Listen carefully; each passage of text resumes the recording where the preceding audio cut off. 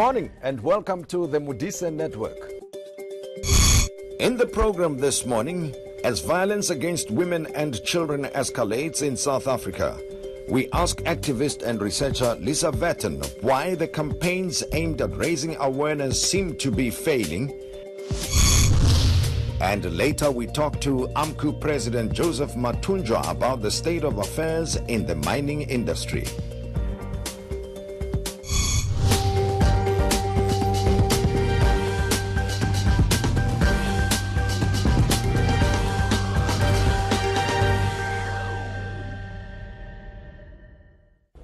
In the week when South Africa launched the 16 days of activism against violence on women and children, a police officer shot and killed his wife and brother-in-law at a court in Durban. The officer has since died. There are many other instances that confirm that our society is very unsafe for women and children.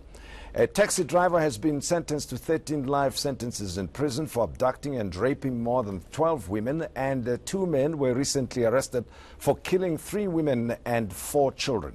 There are many other similar cases that go unsolved but confirm that South Africa is very dangerous. The 16 Days of Activism campaign has been going on for years, but the question is it yielding the fruits? My guest is an activist who's been at the forefront to reverse the scourge for years. Lisa Vetten is a researcher with the Wits Institute for Social Economic Research, and she joins me now. And Lisa, a pleasure to catch up with you once again. And it's almost like a ritual now, right? Yes. And I think after so many years, somewhat people who are active in this space get jaded, but I notice that you actually are not getting tired at all. No, I think the one thing about this space is, in some ways, many things stay the same, but other things do change. And so that's one of the benefits, I think, of working over a long period of time. You can actually see what has changed, but you can also see when we're getting stuck and when we seem like we're just doing the same thing over and over and over again. And I feel we are stuck in that moment now, but there might be some possibilities of movement with these, with the Department of Social Development now putting together its integrated program of action, the recent summit that the President held. So there's an opportunity here. The challenge is, will we use it? Well, let's look at this current round of activism. When you compare to 2, 3, 4, 5 years ago, what is the situation now? What's going on? I mean, I've just given instances of that highlight the fact that we've got a problem in our society, and there are many, many more that we never hear about. What is the current situation? You know, in some ways, we don't actually know what's going on from a statistical point of view.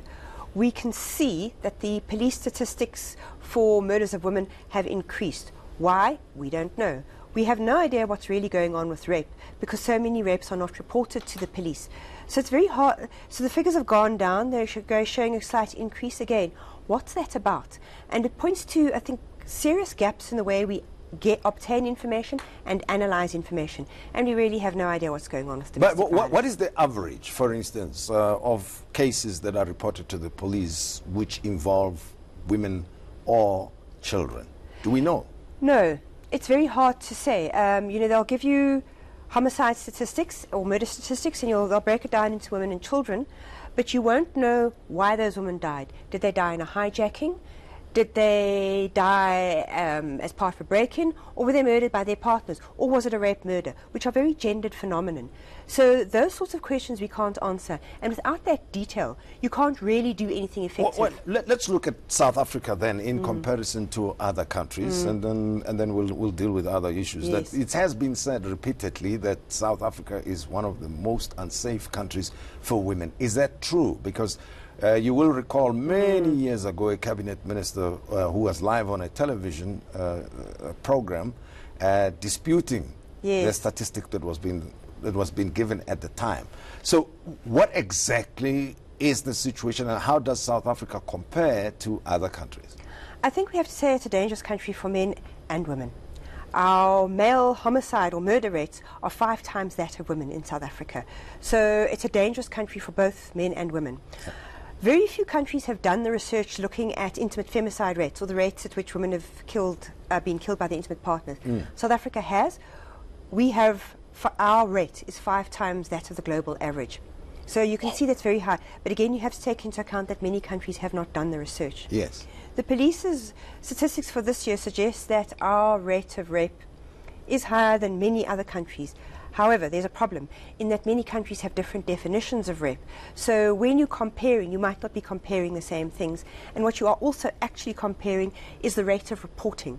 And different countries have different rates of reporting. So police statistics for rape are not a good comparison. Murder is much better because, you know, murder is pretty much well murder.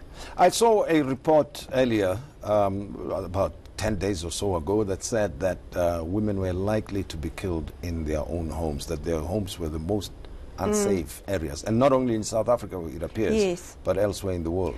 And there's a very gendered reason for that. I think if we look historically, the home has been seen as women's natural place, and they've often been told to stay out of public spaces, and in fact many men haven't liked their women going into public spaces. So that's one of the reasons why women are much more likely to be killed in their own homes by someone they know, because their lives have been structured like that. Men, you see a much greater likelihood of them being killed in public places by strangers. But you know, it's possible that as norms shift, you might see a greater number of women being killed by strangers. But I think the other way in which gender can operate in murder, for example, is that in a hijacking, you might have a man and a woman. The man may be more likely to be killed because the hijacker sees him as a much bigger threat. We associate men with violence, so that hijacker is going to be watching the man, see how much threat. He won't be paying much attention to the woman. So reasons for murder do vary by gender. Well, I go back to the cases, the instances that I cited in the introduction, right? I mentioned them. Yes. But these are serious things, and they should mean more to members of the families affected and the communities affected.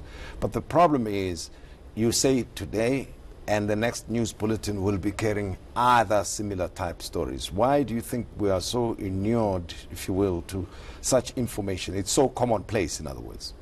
Because it's widespread, I think, and we are talking about decades. If you look at the statistics for rape for South Africa, an example, they have been going up since the 1950s. This is not a new phenomenon that we're witnessing. We've been seeing a steady increase going on for the last set of decades. And I think part of that is why people, to some extent, accept it. Happened to my mother, happened to me, happened to my daughter. So, you know, it's become part of the, in some ways, it's part of the everyday fabric of life. Also, I think another thing is that it was only really in the 1980s that people started challenging the violence and putting services in place and starting to say, actually, this is wrong. You should be speaking about it, and there is help available. So we have a long history of taking it for granted, thinking that's just the way life is. Women being told, you know, go back and endure. I wonder why we, you know, the situation or the problem is not reduced at all after many, many years, and it's an international campaign, Yes. this, isn't it? And it's been going on in South Africa for more than 20 years. Yes. And probably somebody watching this conversation now wonders, what difference is it going to make this time around? Because we talk about violence and abuse of women and children as if they're a group apart. They're separate from us as men. And we only meet when Yes. abuses are likely Exactly. to occur. And yet we build families together, we build communities together, we work together, we are in the same spaces together. So, you know, this differentiation, why do you think it is necessary? And I think we should also try and explain, when we say abuse of women and children, what do we mean? Because it's in some instances very unique, I suppose. Yes, and I think that's why it's useful to talk about gender, because gender refers to how the sort of expectations and norms that we create around being male or being a man or a woman in South Africa. So we take violence for granted in men's lives, but when it happens to women and children, and this is where we can get very conservative, suddenly we get upset. And why I say that can be conservative is it can come from very protectionist ideas that women should be staying at home where they're safer, that they should have men to look after them, despite the fact that those are the men who are dangerous to them. But we don't say about men who, as I explained earlier, have much higher rates of murder than women. We don't say to them, you need to stay at home. You need a woman to look after you and protect you. So we take violence for granted in relation to men, but not in relation to women and children. And that is a problem, because we have a lot of research from all over the world that shows a very clear link between men and boys' experiences of victimization and their perpetration of violence. You don't see the same link going on with women. And as a very general point, what tends to happen is women go off and get depressed and anxious and a mental health disorder. Men go off and respond violently to other people. So if we want to tackle the problem, you're quite right. We can't see violence against men and women as being utterly unrelated, having nothing to do with each other. They're very closely interconnected in different ways. And we need to attend to both, understanding how gender is affecting them. It is happening. It's a real story, right? What we are discussing. But to my mind, whenever I think about it, I get a bit confused, frankly, wondering why would this be a case when we are a freer society? We talk about these things, and we also make sure that we prioritize the discussions around it. We highlight whenever instances of abuse happen, but somehow we're not persuading each other differently. Now, is there a group apart or a certain type of people apart from, let's call it normal society, who are perpetrating these abuses? Or is it the same people who are talking, who are also abusive to their partners and families? We have a bit of both going on. I think you have some men who have, for want of putting it, a split within themselves. They can say one thing and behave one way outwardly, but at home they're behaving completely differently. And I mean, I've even come across it in organizations where you'll have men who are going out challenging other men to change their violence, but are behaving very badly at home. And then you get those men for whom violence is a way of life. And I think we are too glib sometimes in saying it's only gender norms and gender inequality that contributes to violence against women. We have to look at things like, how does the economy actually keep in place those kinds of norms? We need to look at things like, how does the failure to support families continue to perpetuate violence? Because you continually have boys who grow up under extremely difficult life circumstances, who are neglected emotionally, and this can be in middle class as well as poor homes, who are physically abused, who may not have enough to eat. We keep creating those boys, and that's playing a significant role in violence. So it's the fact that we leave a whole chunk of problems unaddressed that have to do, I think, with the way our economy is structured, the way money is distributed, the way our politics, the way our political language right now often uses very violent language, which we are quite comfortable with. Such as, give me an example. Let's slit the throat of this person or that person. Let's beat the dog until that is violent. It's very violent language. That we accept, and some of us even think it's fine and celebrate it. Yes, at the same time, we're trying to create a non-violent society. So I think South Africa is a country of contradictions and paradoxes. We think it's fine to be violent under some circumstances, but not under others. Yes. And it's trying to get people to think violence under any circumstance is wrong. Well, most of the questions that I've asked have been more focused on the perpetrator, but I think victims or potential victims or women generally need to also learn a little bit more about what we mean when we say abuse. As a researcher, can you just explain further? Because I will focus on the violence of it only and exclude a lot of things that are symptoms of the abuses that we're talking about. And I think one of the points to make in response to that, Tim, is that's one of the reasons why I think we are also seeing an increase in numbers. Is 20 years ago, people might not have called this abuse. Now we do, so now they come forward. And that might look like why we are experiencing increases. But there's still, if we're talking about how do we recognize it, there's still very much, I think, a split in many, especially young women's minds, that rape is something a stranger does to you. If it's your boyfriend, well, then he's forcing sex on you, which is different to rape. Obviously it isn't, but if you're wanting to protect the relationship for anything, you'll call it forced sex rather than rape. I think there's still many women who don't feel they are entitled to say no because they're economically dependent on their partners, and they therefore feel because they're not contributing anything to the household, they don't have a right to object to what's going on. So I think there are those issues that we need to be tackling around what is rape. I think also in relationships, what is normal? Because I think in any relationship, people are going to disagree with each other. What's the point at which that becomes controlling? What's the point at which that becomes abusive? And also I think if women have questions, to be asking themselves, how much of my life and who I am I giving up for this other person? Do they always expect me to be the one changing and doing things, or do they also sometimes give up? Is there some give and take in this relationship?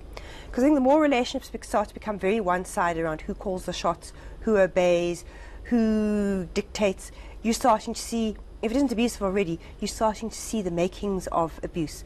So I think relationships where you do feel you can't speak freely, where you're constantly being put down, where you are nervous of if you say what, how the other one will respond, and so you adjust your behavior and tone it down, and you're even asking other people to please change their behavior, because if they don't, it might have consequences for you. That's a really unhelpful and unhealthy relationship. We are discussing the 16 days of activism against the abuse of women and children with Lisa Vetten, a veteran researcher, herself an activist in her own right, and will also be focusing on children. We haven't said much about them in a moment, and the role of authorities.